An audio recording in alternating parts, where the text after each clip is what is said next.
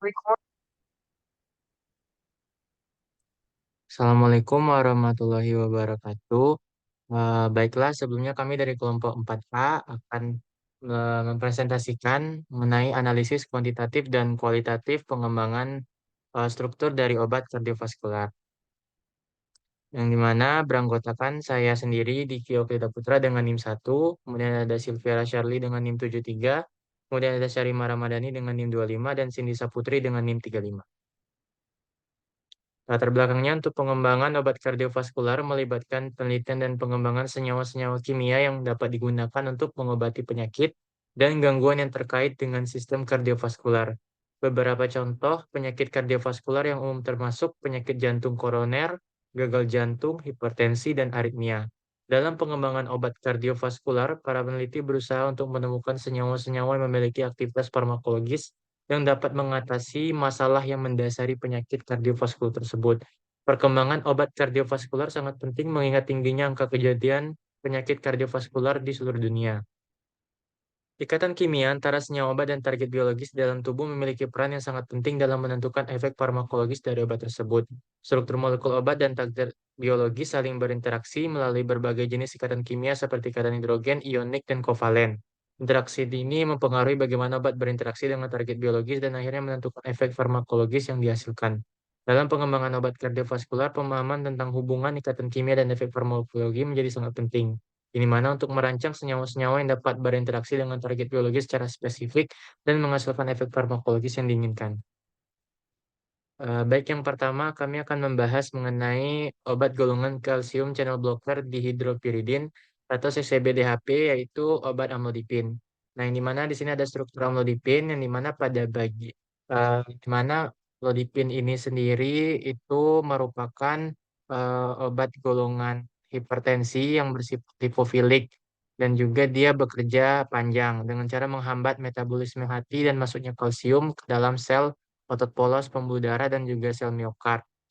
Nah, amlodipin ini secara farmakokinetik dia sangat baik dalam rute oral dan bioavailabilitasnya sekitar 60% dengan waktu paruh 30 sampai 50 jam dan juga dengan konsentrasi dalam kondisi puncak itu setelah 7 sampai 8 hari dosis harian yang dimana dengan pengikatan protein plasmanya itu 97,5%.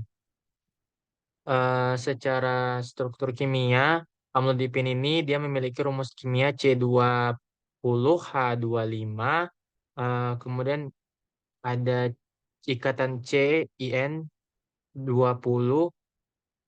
eh, ikatan N2 dan O5. Nah, di sini secara strukturnya itu bagian utama dari modifikasinya itu adalah perubahan struktur dari amlodipin basilat menjadi amlodipin. Di mana bagian utama dari struktur amlodipin itu adalah cincin dihidropiridinnya. Nah, cincin ini merupakan bagian penting dalam penghambatan saluran kalsium, yang dimana memiliki dua gugus nitro eh, pada posisi 3 dan 5 dan gugus esternya pada posisi 4. Gugus esternya pada posisi 4 di cincin hidropiridin ini berperan dalam stabilitas dan lipofilitas obat. Nah, gugus ini berperan dalam penyerapan obat di dalam tubuh.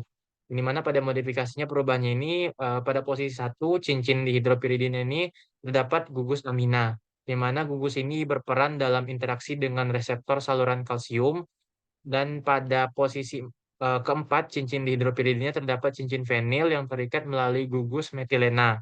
Cincin fenil ini berperan dalam interaksi hidrofobik dengan reseptor saluran kalsium. Pada posisi 2 dan 6, cincin hidropiridinnya ada gugus metil dan juga ada gugus etil, yang dimana gugus ini berperan dalam stabilitasnya.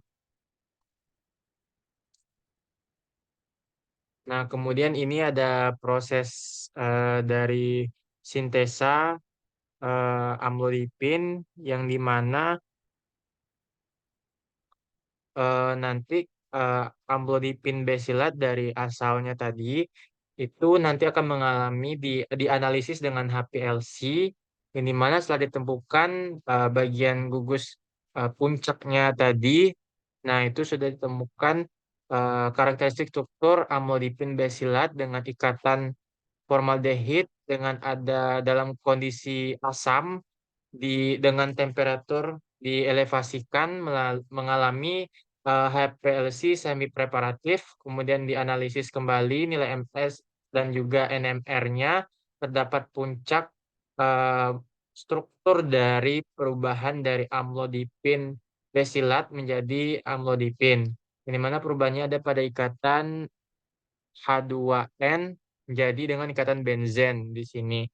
Nah, yang dimana perubahan strukturnya itu diganti, setelah diganti ternyata memiliki peningkatan efek farmakologi yang dimana dapat mengubah aktivitas penghambat saluran kalsium dengan mempengaruhi penggantian gugus formaldehid dan juga gugus esternya dengan mempengaruhi stabilitasnya. Karena ada gugus penambahan substituen sehingga mempengaruhi interaksi hidrofobik dengan reseptor saluran kalsiumnya. Dengan mengganti gugus etil dan metil juga bisa mempengaruhi stabilitas absorpsi obat ini. Dan dari segi farmakologinya, amlodipin ini bisa bekerja lebih baik dalam menghambat aliran ion kalsium melalui saluran kalsium tipe L pada sel otot polos dan juga sel miokard sehingga terjadi relaksasi otot polos, vaskular, dan vasolidasi dan menurunkan tekanan darah. Nah, selanjutnya itu ada golongan glikosida jantung.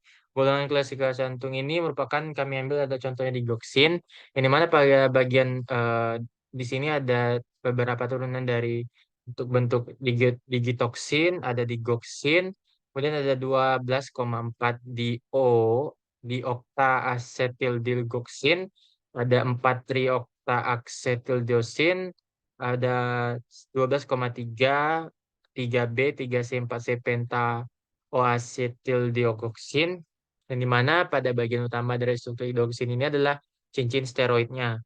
Nah, cincin ini yang berperan untuk menghambat pompa natrium kalium ATPase. Pada posisi 3, cincin steroid ini terdapat gugus glikosida yang berperan dalam penyerapan obat di dalam tubuh dan interaksi dengan reseptor pompa natrium kalium ATPase. Pada posisi cincin ke-17, cincin steroid ini terdapat gugus lakton yang berperan dalam stabilitas dan lipofilitas obat. Perubahan strukturnya itu terbentuk atau diganti dengan yang mempengaruhi aktivitas farmakologi, yaitu pada penggantian gugus glikosida dengan gugus lain, dengan mengubah penyerapan obat dan interaksi dengan reseptor pompa natrium LTPase. Nah, kemudian untuk agar relate change-nya itu dari efek uh, digoksin itu sendiri, yang dimana setelah dimodifikasi dan jadi dari digitoksin, jadi digoksin jadi digitoksin, itu ternyata ada uh, peningkatan efek farmakologi, yang dimana potensi dari uh, peningkatan dari anti kanker digoksin ini dia merelaksasikan pada bagian model in vivo pada struktur di sini yang dimana eh, dia menemukan sinerginitas dari bagian sitotoksin dari cisplatin terhadap dari sel kanker. Nah, yang dimana perubahan di sini adalah pada bagian sitotoksitas antagonis terhadap sel HeLa, yang dimana menunjukkan adanya penghambatan natrium dan juga kalium pada ATPase. Nah, kemudian modifikasinya ada pada bagian C17 yang dimana merupakan komponen struktural heterosiklik yang tak jenuh, yang dimana si digitosin ini itu menggunakan eh, bagian C3 ke aglikon digitoksigenin. Nah, jadi menjadi dengan neoklogesida yang terhadap sel kanker itu akan lebih efektif pada cara kerjanya menghambat reseptor pada sel kanker. Dan dilakukan pada cincin 22 itu ada potensi penghambatan digoksin, dan pada cincin 20 dan 22 di hidrodigoksin itu ada transkripsi turunan perubahan dari digoksin jadi benzildilin yang tersubstitusi pada cincin C12 butenilodid, menunjukkan sitotositasnya lebih rendah daripada digoksin terhadap efek terapi pada sel kanker saat digunakan dalam mekanisme kerjanya. Nah, kemudian ada turunan senyawa digoxin, itu ada digitoxin. Di sini ada dihidrogidoxin, ada hidroxin. Tapi perbedaannya di mana? Perbedaannya mencolok adalah pada pengembangan digoksigenin yang merupakan struktur digoxin yang mirip sekali strukturnya dengan digitoxin. Tapi perbedaan terletak pada gugus hidroksil dan juga cincin steroid. Yang di mana gugus hidroksil ini pada posisi C12, sedangkan digoxin itu pada cincin posisi C12 dan juga C14. Sedangkan perbedaan utama antara digoksigenin dan juga dioksin itu terdapat pada gugus lakton pada cincin steroid. Sehingga pada gugus lakton yang terbuka, digoksinya itu memiliki lakton yang tertutup. Modifikasinya ini mempengaruhi efek modifikasi pada posisi C3 dengan mempengaruhi asetildigoksin dan juga metildigoksin, dan ada modifikasi digoksin sukinat pada posisi C21, dan semuanya mempengaruhi bagian eh, stabilitas dalam menghadapi reseptor sel kanker.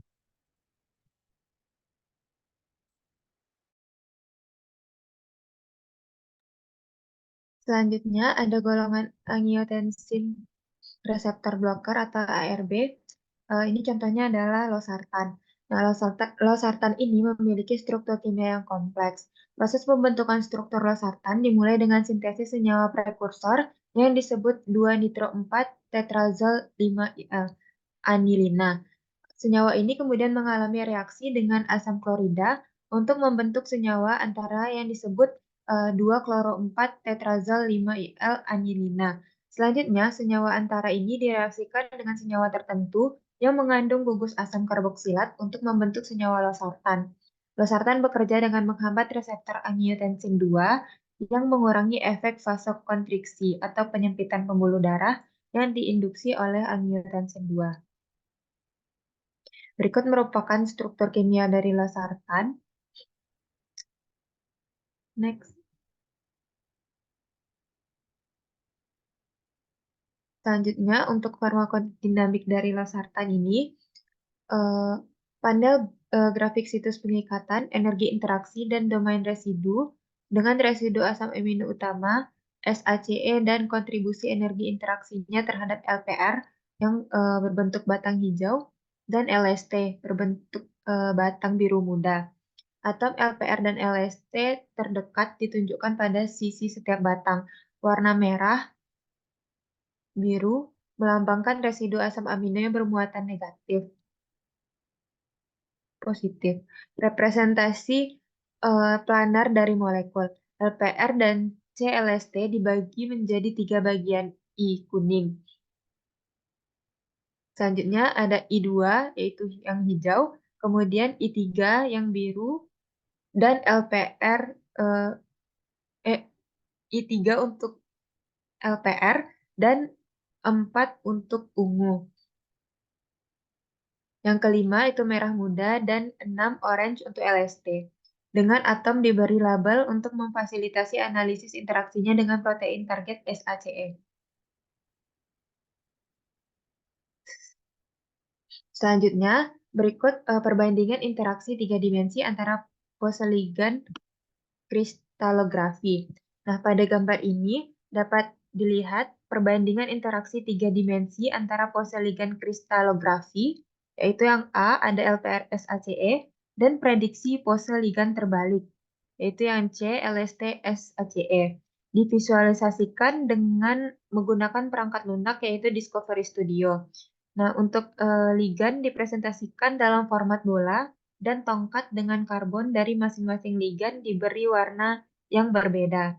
LPR berwarna hijau, dan untuk yang LST atau losartan ini berwarna biru muda. Dan untuk atom non-karbon diwarnai berdasarkan jenis atom, yaitu oksigen berwarna merah, nitrogen berwarna biru, klorida berwarna hijau, dan ion seng berwarna abu-abu. Ditampilkan juga diagram interaksi ligan 2 dimensi dari poseligan dengan B yaitu LPR dan D yaitu LST menghadirkan interaksi yang berbeda dengan residu SACE yang diperoleh dari kristalografi LPR dan prediksi pose terbalik LST docking di SACE. Residu diberi tabel dan karbon dari masing-masing ligan, yaitu yang tadi LPR berwarna hijau dan LST berwarna biru muda. Atom dan karbon diwarnai berdasarkan jenis atom. Next.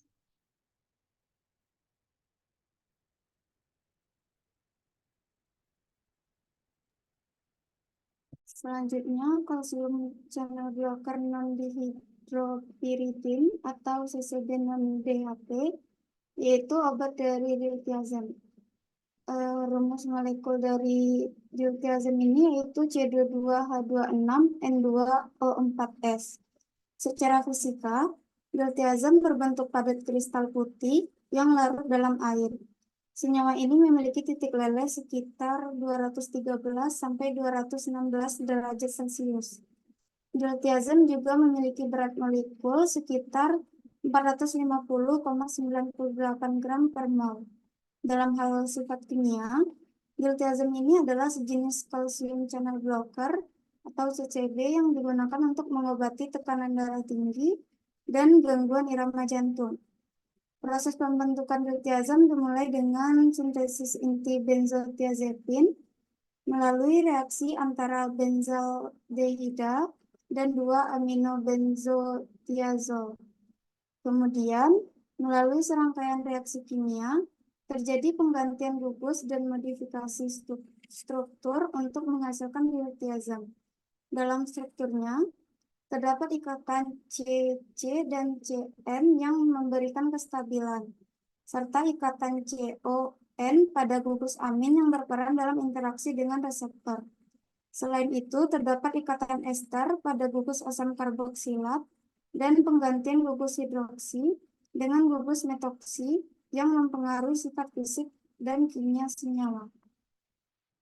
Next. Lalu diltiazem dan klentiazem. Struktur dalam sintesis ini merancang metode alternatif untuk mensintesis 2-dimetilamino etil 8 hidroksi 2,3,4,5 tetrahidro 1,5 benzotiazepin 4 on. Penggunaan analog dari inti diltiazem dan klentiazem sebagai bahan modifikasi dikarenakan bahan awalnya efisien biaya. Senyawa tersebut akan disintesis dengan mengoksidasi N atau N,N dimetil etanamin 4 aminofenol dengan agen oksidasi yang sesuai dan menambahkan asam 3 merkaptopropionat melalui adisi nikel. Setelah itu, klorofur akan ditambahkan untuk mensintesis produk yang diinginkan. Kemudian dilakukan pengujian biologis yang akan dilakukan pada senyawa tersebut untuk mengevaluasi reaktivitasnya di dalam tubuh manusia dan keberhasilannya sebagai penghambat saluran kalsium. Next.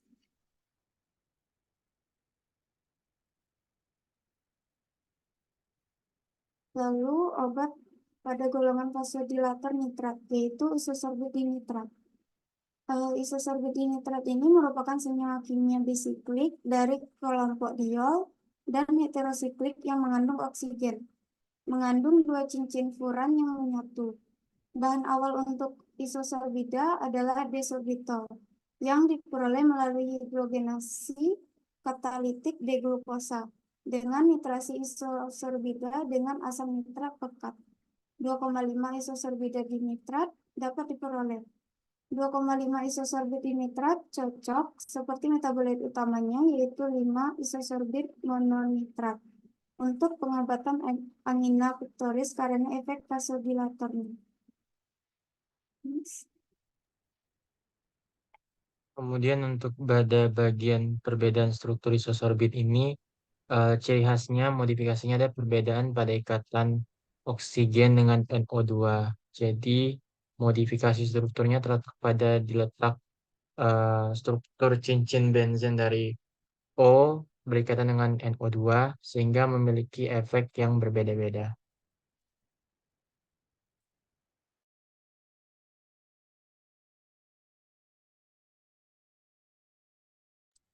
Lanjut Syarima.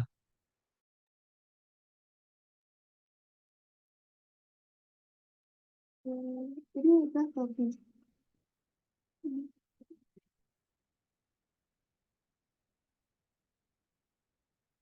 Nah, isosorbida dari nitrat ini diubah menjadi oksida nitrat, senyawa antara aktif yang mengaktifkan enzim guanilat siklase, yaitu reseptor peptida natriuretik atrium A. Hal ini merangsang sintesis siklik guanosin 3,5 monofosfat, yang kemudian mengaktifkan serangkaian fosforilasi yang bergantung pada protein kinase dalam sel autopolos, yang pada akhirnya mengakibatkan defosforilasi rantai ringan miosin pada sel autopolos. Penyerapan ion kalsium selanjutnya menghasilkan relaksasi sel autopolos dan vasodilatasi. Untuk perubahan pembentukan strukturnya dimulai pada ikatan heksan pada ikatan pertama, kedua, hingga keenam, heksaol, berikatan dengan OH. Dia mengalami reaksi kimia menjadi 4-metil benzen sulfonik asid pada bagian ikatan benzen dengan SO3H menjadi struktur isosorbit pada bagian ikatan cis dan trans. Kemudian dengan reaksi HNO3 atau plus dengan H2SO4 menjadi isosorbit di nitrat.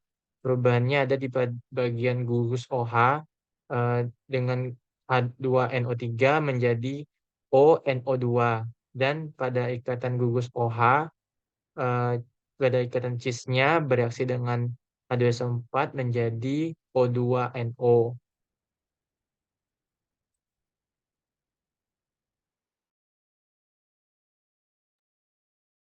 Lalu angiotensin converting enzyme atau ACE inhibitor, yaitu obat enalapril. Enalapril ini disintesis dengan mereaksikan benzil ester dari L-alanil, L-prolin dengan etil ester asam 3-benzoilakrilat yang membentuk produk. Reduksinya dengan hidrogen menggunakan katalis nikel ranei yang menghilangkan gugus benzil pelindung, menghasilkan enalapril yang diinginkan. Dipeptida atau asam amino direaksikan dengan ester awal yang sesuai atau dengan amina dari 2 asam ketokarboksilat isomer yang diperoleh dengan pemisahan isomer yang dihasilkan.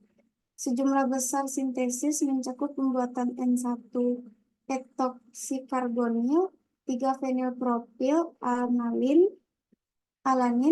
N-karboksianhidrida melalui reaksi N18 1-enoxikarbon 3 lenilpropil L-alanin dengan 1,1 karbonidimidazolin fosgen yang dihasilkan bereaksi dengan L-prolin menghasilkan enalapril maleat.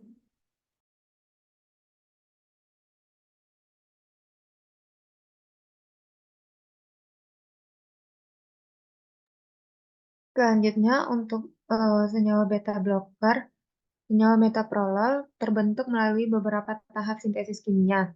Proses ini dimulai dengan senyawa awal yang disebut asam 3,2-methoxyethylamino-propanoat. Asam ini kemudian direaksikan dengan senyawa 2,3-epoksi-1-propanol untuk membentuk senyawa antara yang disebut 1,2-hidroksietilpiperazin. Selanjutnya, senyawa antara ini direaksikan dengan senyawa 2,6-dimetilanilina untuk membentuk senyawa metoprolol. Metoprolol memiliki struktur kimia yang terdiri dari cincin aromatik dengan gugus hidroksil dan gugus amina terikat. Struktur ini memungkinkan metoprolol untuk berikatan dengan reseptor beta di jantung dan pembuluh darah.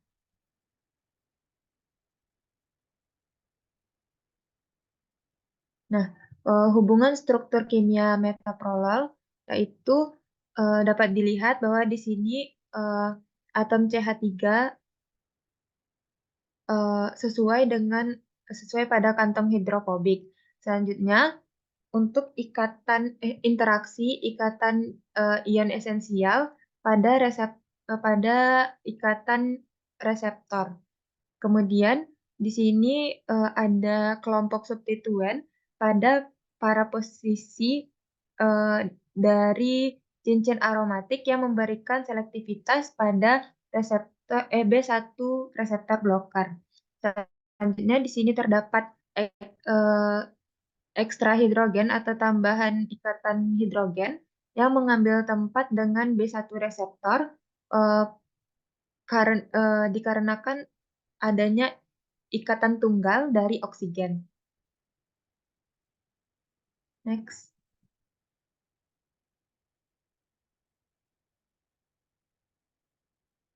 Kemudian dapat dilihat bahwasannya terdapat untuk modifikasi struktur dari struktur kimia dari metoprolol ini, salah satunya yaitu metoprolol succinat yang mana dilakukan penambahan atom succinat salt atau garam succinat pada metoprolol yang memodifikasi agar metoprolol menjadi slowly release atau extend release dalam bentuk oral tablet atau tablet oral. Next. Selanjutnya untuk farmakokinetik dan farmakodinamik metoprolol, di sini metoprolol metabolismenya menjadi alfa hidroksi metoprolol, yang mana metabolit terhidroksilasi alfa hidroksi metoprolol ini dihasilkan dari oksidasi atom karbon benzilik metoprolol oleh sistem isozim sitokrom P450 di hati. Nah, terdapat perbedaan pada setiap individu dalam farmakokinetik yang sebagian disebabkan oleh laju oksidasi obat oleh isozim sitokrom P450. Selanjutnya di sini juga terbentuk O-demetil metoprolol. Kemudian ada metabolit yang tidak aktif. Next.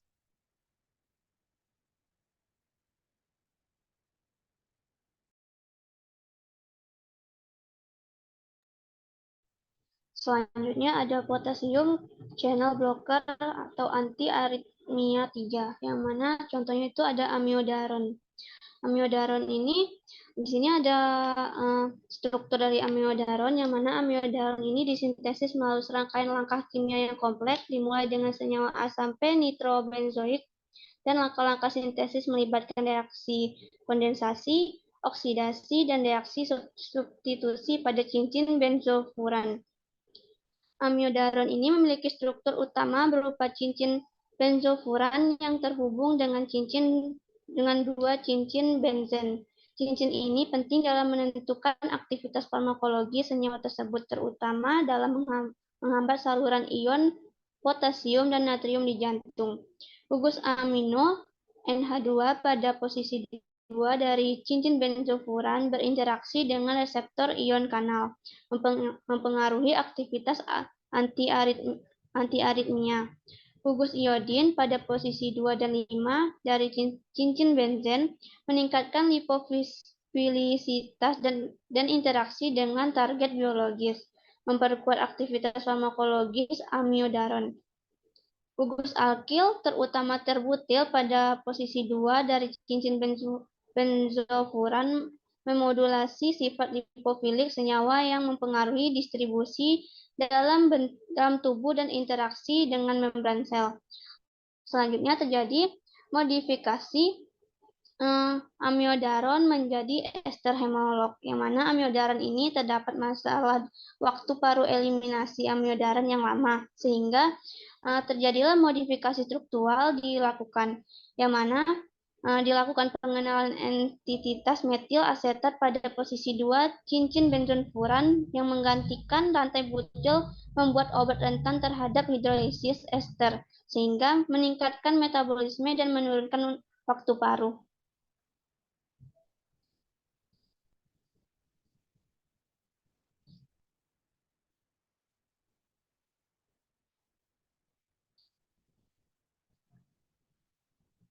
Turunan dari senyawa amiodaron ini ada N-monodestilaminodaron atau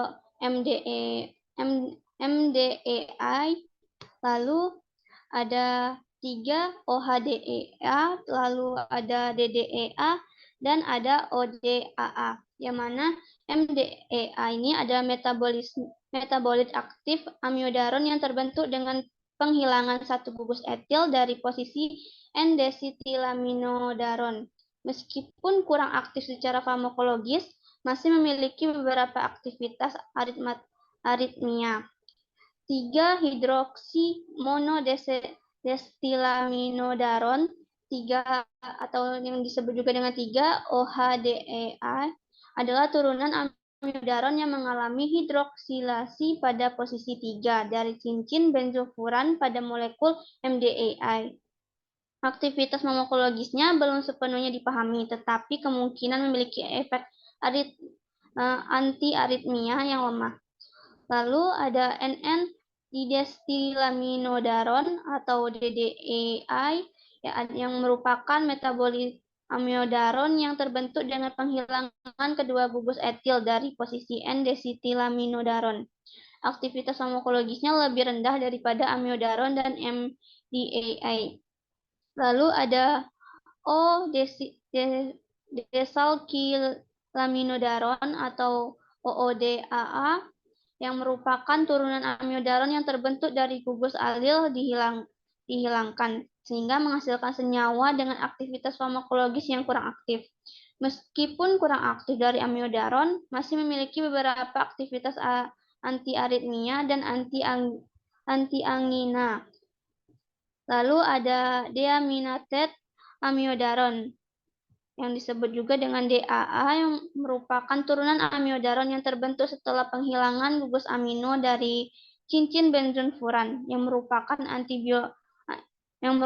metabolit non-aktif dari amiodaron dan tidak memiliki aktivitas anti-aritmia yang signifikan.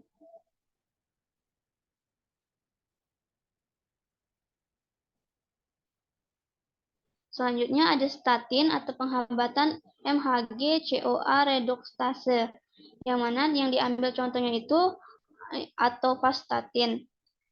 Di sini ada struktur kimia atovastatin, yang mana atovastatin ini disintesis dimulai dengan reaksi kondensasi antara sebuah aldehida dan sebuah keton untuk membentuk senyawa B-hidroksister. Tahap selanjutnya melibatkan hidrogenasi senyawa tersebut dan membentuk alkohol sekunder. Kemudian terjadi reaksi esterifikasi dengan asam bivalat untuk membentuk ester terbutil. Dan akhirnya terjadi reaksi dengan natrium hidroksida untuk membentuk atovastatin dalam bentuk garam kalsium.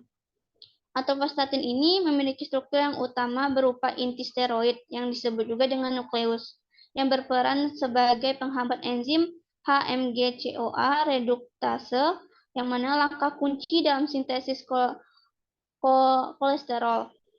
Gugus lipofilik kemudian larut dalam membran sel dan mencapai target di dalam sel, sementara gugus asam karboksilat memfasilitasi pengikatan dengan enzim target. Gugus fluorovenil juga meningkatkan afinitas obat terhadap enzim target. Semua gugus ini berkontribusi pada aktivitas farmakologis atovastatin sebagai penghambat MHG-CoA reduktase dan mengurangi sintesis kolesterol dalam tubuh. Modifikasinya di sini ada modifikasi dari atovastatin menjadi atovastatin ester, yang mana modifikasi atovastatin ini menjadi atovastatin ester ini melibatkan penggantian gugus asam karboksilat dengan gugus ester. Atovastatin ester memiliki sifat lipofilik yang lebih tinggi, memungkinkan penetrasian membran sel yang lebih baik. Ini menghasilkan profil farmakokinetika yang lebih berbeda dan peningkatan absorpsi dan distribusi di dalam tubuh.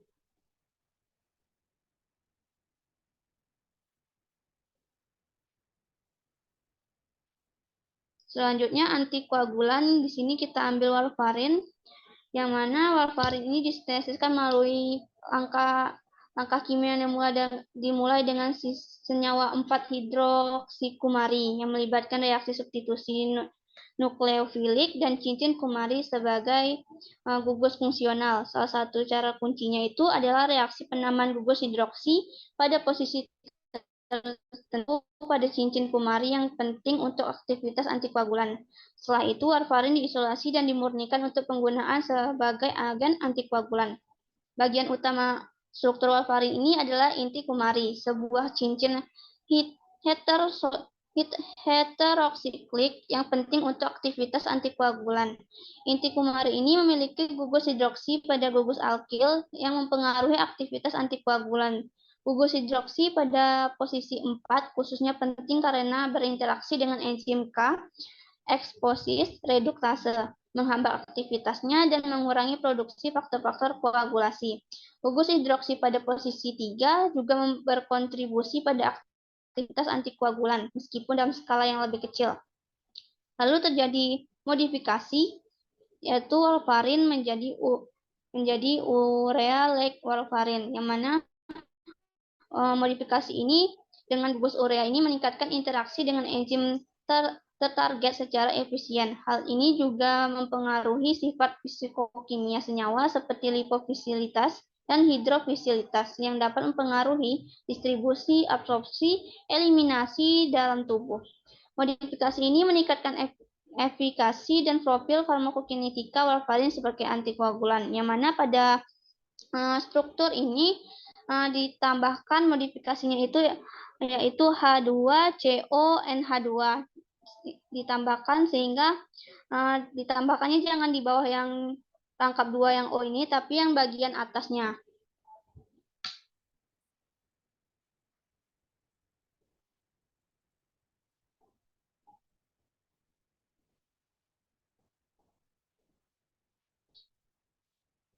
Selanjutnya, turunan dari warfarin ada penoprokumon dan juga akenokumaron, yang mana perbedaan struktur antara kedua turunan ini terletak pada gugus fungsionalnya dan substituen tertentu yang terpasang pada cincin kumari atau pada bagian lainnya molekulnya.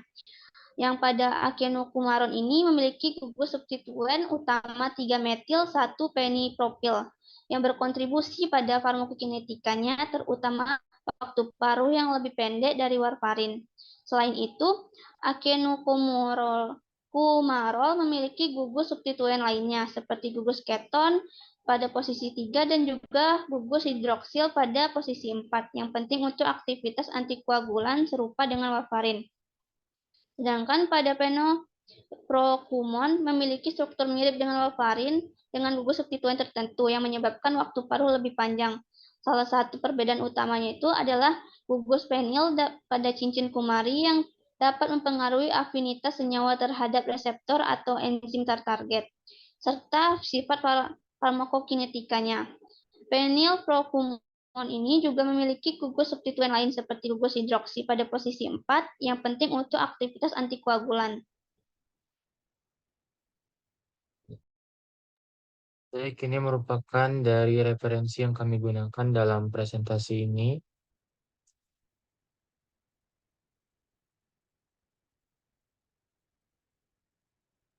Baiklah, sekian pemaparan materi mengenai analisis kualitatif dan kuantitatif struktur pengembangan obat kardiovaskular dari kelompok 4. Kami ucapkan terima kasih. Wassalamualaikum warahmatullahi wabarakatuh.